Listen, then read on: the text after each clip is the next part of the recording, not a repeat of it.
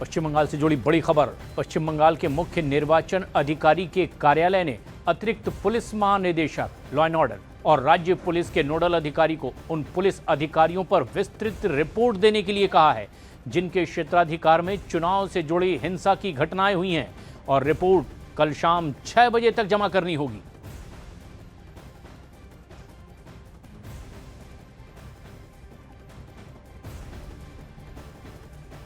Iran ने जहाज पर हमले के लिए एक सुसाइड बोट का इस्तेमाल किया। सुसाइड बोट ठीक उसी तरह हमला करती है जिस तरह आत्मघाती ड्रोन अटैक करते हैं। आत्मघाती ड्रोन आसमान के रास्ते ठिकानों को निशाना बनाता है, जबकि सुसाइड बोट पानी पर तैरते हुए दुश्मन के जहाजों को तबाह करती है। जिस बोट से अमेरिका के जहाज को निशाना बनाया गया उसमें कोई मौजूद नहीं था, उसे दूर से कंट्रोल किया जा रहा था, लेकिन उसमें विस्फोटक भरा हुआ था। इसी वजह से जैसे ही वो आत्मघाती बोट सुसाइड बोट जहाज से टकराई, वहां धमाका हो गया, पूरा जहाज तबाह हो गया। ये समझ लीजिए कि समंदर में ड्रोन चल रहे हैं। अब जहाज का नाम शिव विष्णु बताया गया। हमले में चालक दल में शामिल एक भारतीय नागरिक की मौत हो गई, ऐसी खबरें हैं, जबकि 15 लोगों को सुरक्षित बचा लिया गया। जिस जहाज पर हमला हुआ उस पर मार्शल आइलैंड्स का झंडा लगा था। मार्शल आइलैंड्स प्रशांत महासागर में मौजूद एक छोटा सा देश है। जहाज पर भले ही मार्शल आइलैंड्स का झंडा लगा था, लेकिन उस पर मालिकाना हक अमेरिका का था, ऐसा बताया गया, और दावा किया गया कि इसीलिए ईरान ने उस जहाज को निशाना बनाया। पश्चिमी मीडिया के मुताबिक रात के वक्त ईरान की वो सुसाइड बोट अमेरिका के जहाज के पास पहुंची और चंद सेकंड के अंदर वो जहाज से टकरा गई। इसके बाद तो वहां इतना भयानक विस्फोट हुआ कि आसपास समंदर का पूरा इलाका हिल गया।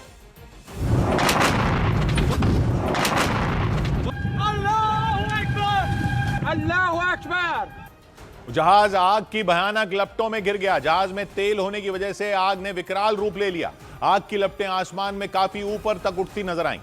इस घटना में जहाज के चालक दल में शामिल एक भारतीय नागरिक की मौत हो गई। हालांकि चालक दल के 15 लोगों को बचा लिया गया, लेकिन इस घटना की वजह से ईरान के साथ अमेरिका और इजरायल की जंग के और भड़कने की आशंका जताई गई, क्योंकि जिस जहाज पर हमला हुआ वो जहाज अमेरिका का था।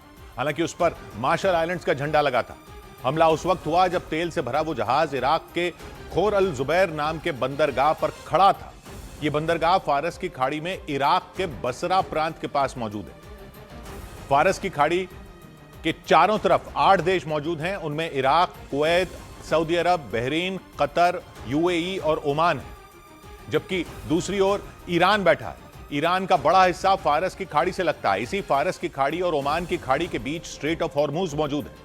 दावा किया गया कि अमेरिका का वो जहाज कुछ ही घंटों के बाद वहां से निकलने वाला था, लेकिन उससे पहले ही फारस की खाड़ी में ईरान की आईआरजीसी सेना ने उसे तबाह कर दिया और अमेरिका के जहाज पर हमला कर ईरान ने एक बार फिर अपने इरादे साफ कर दिए। उसने अमेरिकी जहाज को निशाना बनाकर यह ऐलान कर दिया कि वो जंग में अमेरिका और इजरायल की सेना के आगे घुटने नहीं टेकने वाला। पश्चिमी मीडिया के मुताबिक ईरान ने अमेरिकी जहाज को एक सुसाइड बोट से निशाना बनाया।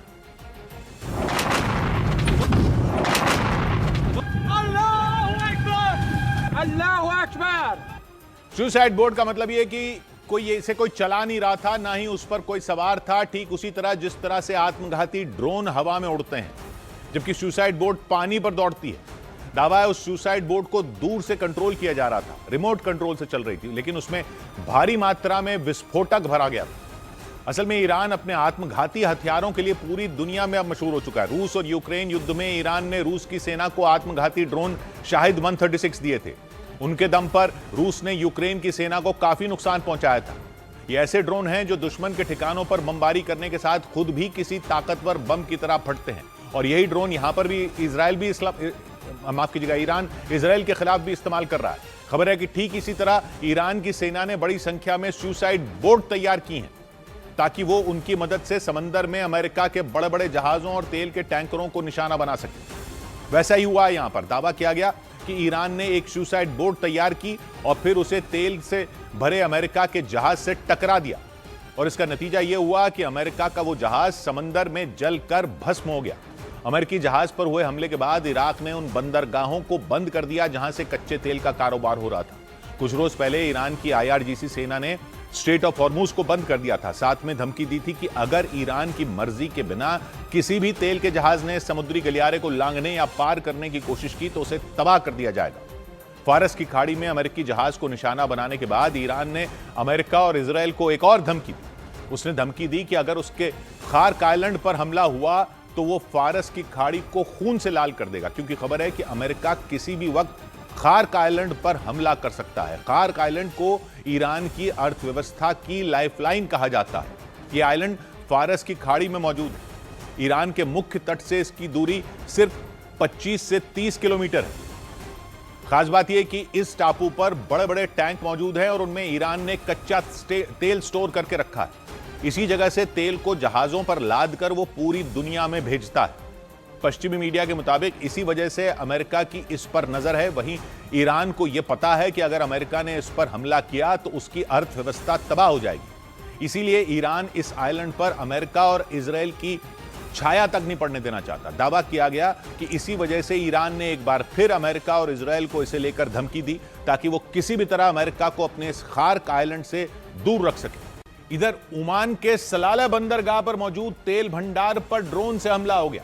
हमले के बाद वहां कई टैंक इसकी चपेट में आ गए और लाखों लीटर कच्चे तेल में भीषण आग लगी दिखी। बाद में इसके लिए ईरान को जिम्मेदार ठहराया गया। हालांकि ईरान की सेना ने साफ किया कि इस हमले में उसका हाथ नहीं है, लेकिन इस घटना ने तेल को लेकर पूरी दुनिया में चल रही किल्लत को और बुरी स्थिति में पहुंचा दिया। ओमान के दक्षिण पूर्व में मौजूद इस बंदरगाह पर तेल के टैंकों के ऊपर अचानक एक ड्रोन देखा गया। इससे पहले कि कोई कुछ कर पाता, वो ड्रोन सीधा जाकर कच्चे तेल से भरे एक टैंक से टकरा गया।